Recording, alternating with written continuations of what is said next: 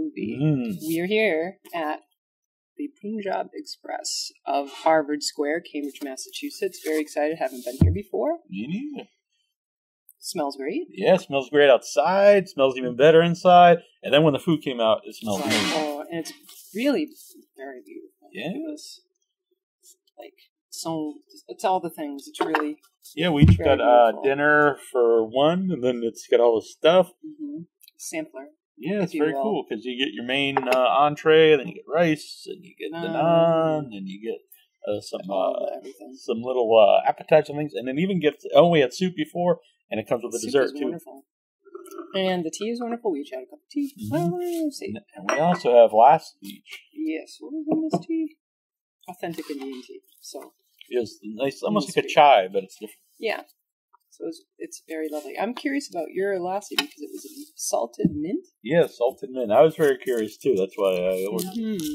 Rock band Foo Fighters move into an Encino mansion steeped in grisly rock and roll history to record their much anticipated 10th album.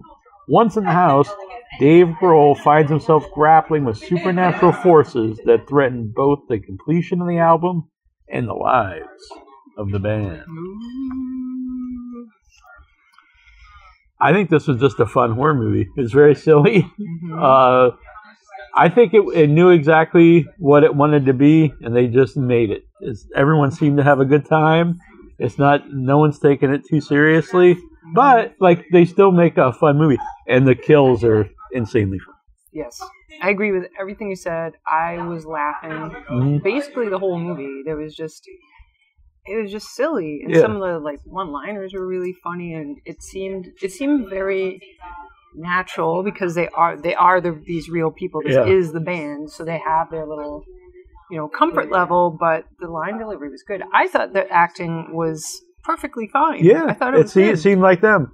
I interviewed the director. It's not up yet. Maybe I'll put these both up together. But he said it was David Grohl's idea. Had the idea to make the movie, and all of them played basically themselves. Yes, they really are themselves. Absolutely, 100%. Their names, that's them. Yeah, it's very cool. And I think it comes through so much that they're just having a good time.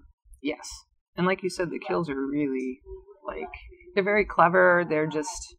I think they're what you want to see when you go to a horror movie. This is they're what really graphically gory, but also very fun and they're original, so over the top that it's makes it fun. It's like the Monty Python kind of deal. It's like they bump everything up a notch. Yeah. So things that happen, it's like there's just that little extra care to it. Yeah, because a lot of times we've seen I don't want to spoil too much, but we've seen two people in bed and they get impaled or something.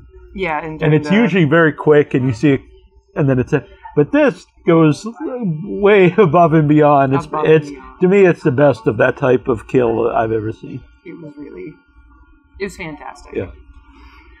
I don't even know. It was it's just a really fun, silly movie. I did find out a background. I went to see, all right, which name goes with which person and whatever. So it's Dave is the vocalist guitar, Dave Grohl. Nate plays the bass, Pat plays the guitar, Rami plays the keyboard. He's so funny. Right, he's so cute. And when Dave is being an asshole off and on, and he's very demanding, and they make jokes about him being demanding. So I don't know if it's inside jokes on a reality. That's what I was thinking too, because I even brought up in the interview. It seems like there's a lot of inside jokes in the movie, and they said So he's eventually Dave will get to the point where I'm a star. Are you telling me no? And he's really bitchy. And a stereotype of what a person who really made it might be like. But it's still fun, and it plays into the story and what's going on in the story. Because if you can't figure it out, Studio 666 has to do with demonic entities. And from my understanding, he told me the director of the original name was Spooky Movie, and I said, you made the right decision. The Studio 666, way better. Yeah, way better. So, that kind of leads into this. So they're in this place in Encino, and I went to look up, I didn't finish. Rami keyboard, Chris does guitar and vocals, and Taylor does the drums and vocals. All of them are a little bit different. Rami is so funny. He's just so in touch with himself, and he's want to do all the healing things. And it says about Dave should get one of those magnetic bracelets because he's all out of whatever. He was great. Everybody had good lines, and I think they did each have their own original personality that played into how things went out. Mm-hmm. Pat was the guy that was like didn't have a room and he was sleeping all over random places.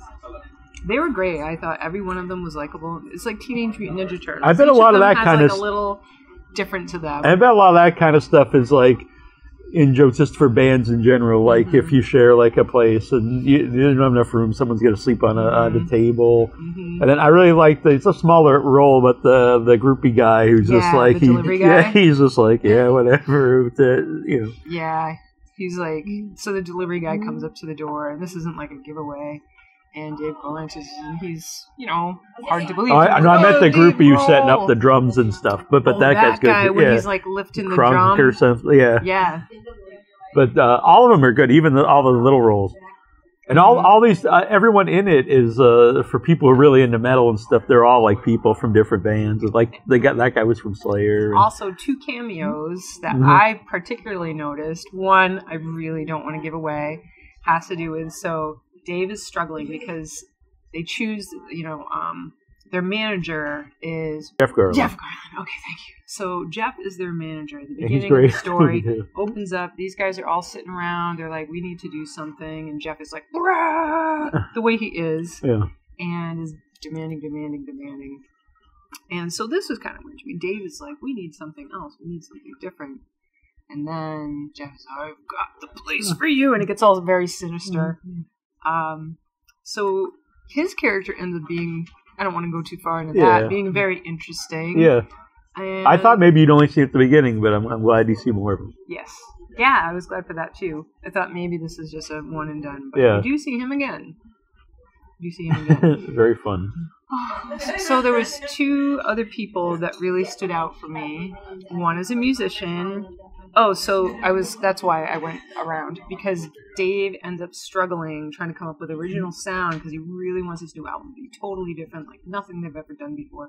It's stuck. He ends up being inspired. Yeah. But before he's inspired, he starts like playing something, and there's a cameo.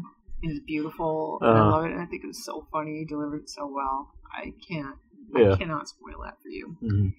And then, as they're recording the album, someone was there. Did you recognize him? I'm not sure. He's older. And he was just as curmudgeon-y seeming as he always seems. I know he Now you know what I'm talking about. Yeah. It's great. It is. It's awesome. It's great. And he's hard. From what I understand, he's very hard to get in anything. So he must be friends with. From my understanding, most of these people are friends with different people. That's how they got in the movie. So I think that's. If you're a horror person, and you probably can guess what that is. I think there was like a couple key things. It's like there's obviously a great connection with rock and roll and horror, so it really works. It's just a fun movie. It's super fun. The music was good. Yeah, when they started playing the new album song.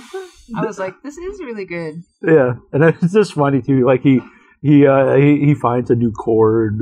Yeah, L. Yeah, and it was that L sharp. It was very to me. It had this vibe of like Tenacious D, like something they would have done. Oh, I see. Like their old stuff. But it was very fun. Which was funny. I mentioned that to the director, and he said it's funny. He said that because originally they wanted an ending after the credits where the book is there, and 2 guys walk up and pick it up. And he said it was kind of their Marvel was going to be their Marvel universe, and it was going to be Tenacious D that find the book, but they couldn't. They were doing. That's too bad. Yeah, I was like, oh man, that would have been sweet. Yeah, it would have been great. Oh man. So I feel like really almost every single moment of the movie is fantastically enjoyable. Yeah. And it's even like the demon-y things. I thought, they even look cool. Good. Yeah, they look cool. But they're creepy. They're kind of. And the gore is, like we've mentioned, is really over the top and fun. The comedies all works. The neighbors. Yeah. She's fine. Yeah. She's fine, but it's good. It's when I went into it, it's 2 hours long, and I thought this kind of movie needs to be 2 hours. But honestly, it didn't seem like overly. It probably could have been cut down a little bit, but I don't think it seems like no, I'm not sitting there like, oh man, this is dragging. No, I agree. I don't think it was like that at all. I really enjoyed it. Yeah, it's very fun. It was cool when I saw it in the theater. It was a very mixed group of people. It was like young people, a lot of older people. But I think, Foo Fighters have been around a while. Mm-hmm. Have been around a while. But yeah, so I don't know what else there is to say. I know what I was going to say. So, the house. So, I don't know if this was a setup prior to the film being released. But I was trying to see, okay, who were the people who did what? And, where is it? Oh yeah, I was looking, so I looked at, there was an album probably made close to the same time the film was being made. It's called Medicine at Midnight. So the Wikipedia article is, the band collectively started recording for the album in October 2019. The following month, Grohl described the band as being right in the middle of the recording process and that the album was sounding fucking weird. Oh, interesting. The album was recorded in a large old house from the 1940s in Encino, Los Angeles. Recording sessions proceeded quickly, something Grohl attributed to two things: that the material was progressing quickly and that they were recording in an environment where strange things kept happening. This is awesome. Grohl recalled, I knew the vibes were definitely off, but the sound was fucking on. We would come back to the studio the next day, and all of the guitars would be detuned, or the setting we'd put on the mixing board. All of them had gone back to zero. We would open up a Pro Tools session, and tracks would be missing. There were some tracks that were put on there that we did not put on there, but just like weird open mic noises. Nobody playing an instrument or anything like that, just an open mic recording a room. Grohl noted that they captured unexplainable footage on video, but due to a non-disclosure agreement with the house's owner, who was attempting to sell the property, the footage cannot be shown. Contrary to the Concrete and Gold sessions, which frequently ended in nights of large cookouts, drinking, and parties, the sessions were wrapped up as quickly as possible. In February of 2020, Grohl confirmed the album was finished. That's awesome. Right? Yeah. And I'm like, well, is this just a crock of shit to well, build up the film? Yeah. Because that would be a really cool story to hear about. Yeah, that's awesome. Mm-hmm. Maybe this is the true story. Yeah, maybe it is. Yeah. Because he's credited, and the director said that it was Dave Grohl's idea for the whole movie. So I wonder if the other band members have made an appearance since then. Yeah, I don't know. Just a fun time. I highly recommend it. Mm-hmm. Good. I'd like to see more from them. I can't even imagine what they would do. I think he suggested on the thing that they've been talking about doing like an action movie. Like they would keep doing different genres. Yeah. I think they're gonna run out of the genres you actually have fun in. Right. They should do a fantasy. That would be so funny, like a Lord of the Rings. Yeah, the Foo Legend. Yeah. Oh, that would be great. So yeah, I thought it looked funny from the ad, but I was like, I didn't even know if it was a real movie. Honestly, when I first just saw like a poster about it, I was like, what is this? I was really like, I thought maybe it'd be just fun, but it is fun, but it's way better than I thought it would be. It's a really good time. Definitely. I was even like, not really. I'm like, I like Foo Fighters are cool enough. Like, I never loved them, but I recognize Dave Grohl as a genius and all this stuff. I always liked him. And Dave Grohl's cool as the devil and Tenacious D. I didn't see it, but I've heard of. So I just thought, take it or leave it. I'm not driven to see it. It's probably not going to be scary. Maybe, And it was awesome. Yeah, it was great. I was really I'm really glad you liked it. Because I didn't know. Would be one I would see again. Yeah, I would too. It's just it's definitely a movie you could watch more than once. Mm-hmm. And I think it'd be fun with a big group of people. Yeah, definitely. I'll be having pizzas or grill, fire up the grills. Yeah. I mean, not even at the theater, just with a bunch of friends. Anything. It's definitely a fun movie to watch with a bunch of people. Now that the world is changing again, and we can actually be around other human beings. Right. Which they filmed actually most of it before COVID and had to shut it down. Oh, nice. And he said they kept it a secret, which was really hard to do for the last couple of years. So it was made at the same time as the album. Yeah. I have to say, it does encourage me to get the album. Yeah. I would like to get it it's now got too. I'm very sounds. interested. It's very cool. I'll give it a 4 for Severed Heads. It's very fun. I've been thinking about this for a while, and it's really tough because I do love it. Yeah. I could watch it again. Yeah. If I rated it as a comedy, I probably would give it a 5. Yeah, I think so. So as a horror movie, it's a horror comedy. The horror was really good. It's not The Exorcist. Right. It's not. But just entertaining. It's but fun. I really liked it, so I'll go with 4.8. Excellent. That's very good.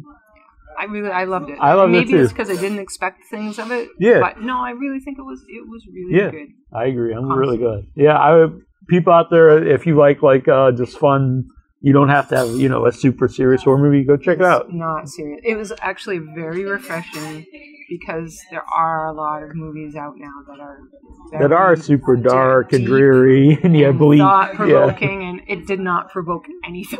No. I was just and sometimes that's what you want, Yeah, I was just in it, watching it for its story and the things that you would traditionally watch a horror movie for. Yeah. So if you want that escape, you will find it in this film. 100%. I love it. So yeah, that was Studio 666. Yeah. Wonderful food here. So we're going to have to get out of here soon. Let's see if we're going to If not, we're going to go to the Brattle and check out some shorts. The Buff. The Buff. Boston Underground Film Festival. We're doing the shorts block. It's their horror shorts block, which I don't recall the name of it, I'm sorry to say. But maybe we'll talk about some of the shorts. Yeah. Yeah, so see you Until later.